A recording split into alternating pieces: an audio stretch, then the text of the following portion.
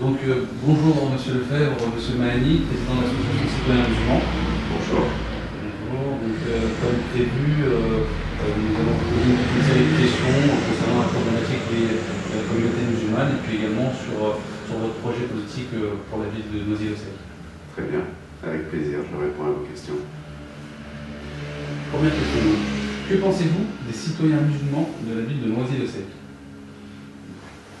Je n'ai pas d'opinion spécifique sur les citoyens musulmans de Noisy-le-Sec parce que je ne les identifie pas par rapport à leur religion. Alors, il y en a que je connais la religion parce que je sais qu'ils sont actifs dans l'association des musulmans de Noisy-le-Sec, mais sinon, les autres, c'est pas en les croisant dans la rue que je peux deviner leur religion.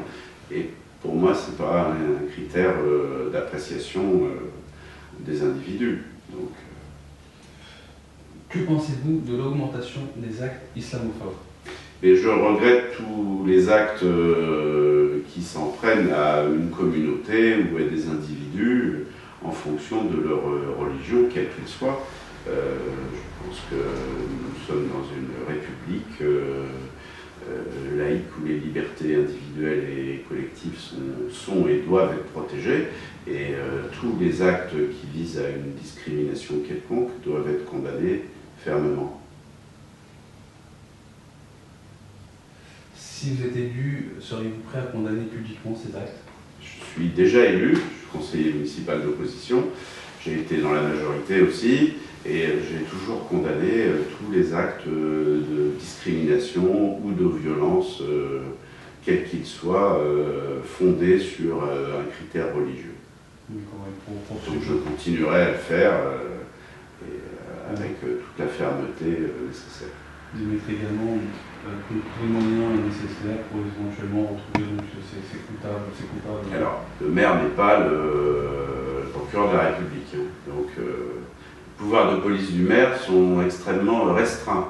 Donc, mais je les dénoncerai au procureur si j'en avais connaissance, et à la presse pour, bien sûr, qu'il y soit mis fin, parce que c'est une atteinte au vivre ensemble des citoyens. Donc personne ne doit être discriminé d'une façon ou d'une autre, que ce soit sur les opinions, la religion, l'orientation sexuelle ou quelque autre critère que ce soit. Ok. Dernière question sur le sujet de l'islamophobie. Que pensez-vous du silence des politiques justement face à cette vague islamophobe qui a vraiment connu une très forte augmentation courant de l'année 2012 et premier semestre 2013? Alors, bon, moi je n'ai pas constaté de vague islamophobe ici, enfin, je n'ai pas vu ça, peut-être ça existe ailleurs, mais je ne l'ai pas vu à Noisy-le-Sec ou autour de Noisy-le-Sec, ça n'existe pas. Donc je n'ai pas, je ne peux pas vous dire s'il y a eu du silence ou on l'a heureusement pas subi. J'ai vu ici ou là qu'il y avait effectivement des problèmes, et je constate que c'est surtout la droite et l'extrême droite qui se taisent face aux actes d'islamophobie. Je ne pourrais rappeler que pour mémoire la sortie de M. Copé sur le vol des pains au chocolat pendant le Ramadan. Donc c'est tout simplement pour dire où se situe l'islamophobie.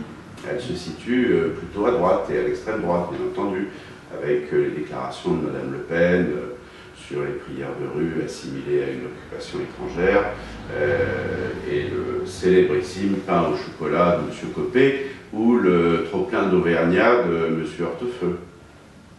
Donc on voit qui encourage l'islamophobie dans ce pays.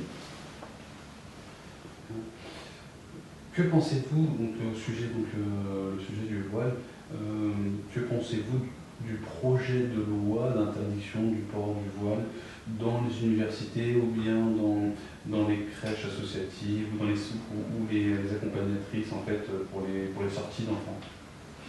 Alors, moi sur le port des signes religieux extérieurs, je suis tout à fait en accord avec la loi qui existe déjà, qui a été votée, qui interdit les signes religieux extérieurs dans les services publics, par exemple, parce que le service public doit être un lieu neutre, et de même que les citoyens musulmans ne doivent pas être discriminés, il ne doit pas non plus y avoir de signes dans les services publics d'appartenance religieuse.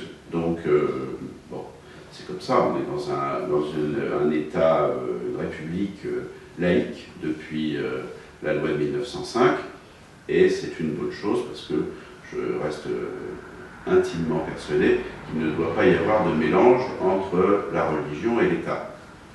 Et que partout où il y a des mélanges entre la religion et l'État, généralement nous sommes dans des régimes dictatoriaux. Donc ça n'a rien à voir. Donc bon, je pense que la loi actuelle est suffisante. La loi sur l'interdiction du port de tout signe religieux extérieur. Et je ne crois pas qu'il soit nécessaire d'en rajouter par rapport à ce qui existe aujourd'hui et qui est largement suffisant. Donc, bon, c'est comme ça dans les services publics, dans les écoles, on a déjà traité cette question-là, mais elle est apparue déjà il y a fort longtemps. Hein. Les premiers cas ont plus de 20 ans. Donc, je crois que ça y est, tout le monde a intégré aujourd'hui qu'il ne doit pas y avoir de manifestation publique extérieure d'appartenance religieuse dans les services publics, dans l'école. Bon, alors, une crèche, c'est un service public, à l'évidence, qui accueille des enfants de toutes origines, donc là aussi il doit y avoir une neutralité. J'y suis très attaché. Donc si on veut préserver le vivre ensemble, il faut que chacun fasse l'effort, mais qui à mon avis est tout à fait légitime, de considérer que la pratique religieuse doit rester dans la sphère privée et ne doit pas être dans le domaine public. Un individu ne se caractérise pas principalement par son appartenance religieuse. Pourrions-nous avoir un panneau qui indique qu'apparemment vous êtes bien un quartier, un carré musulman au cimetière de Noisy-le-Sec? Pourrions-nous avoir un panneau qui indique, qui précise cette information-là?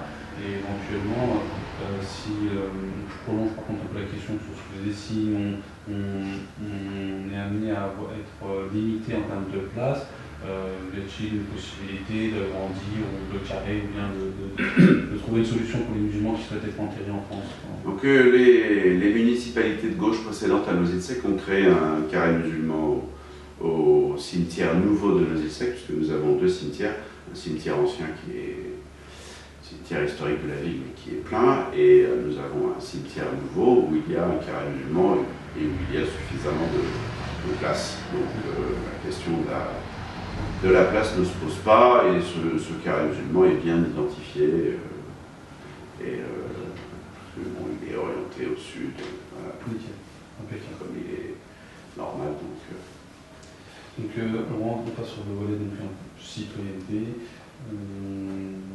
problématiquement lié aux citoyens de la ville de Noisy-le-Sec. Y a-t-il selon vous trop de logements sociaux dans la ville de Noisy-le-Sec?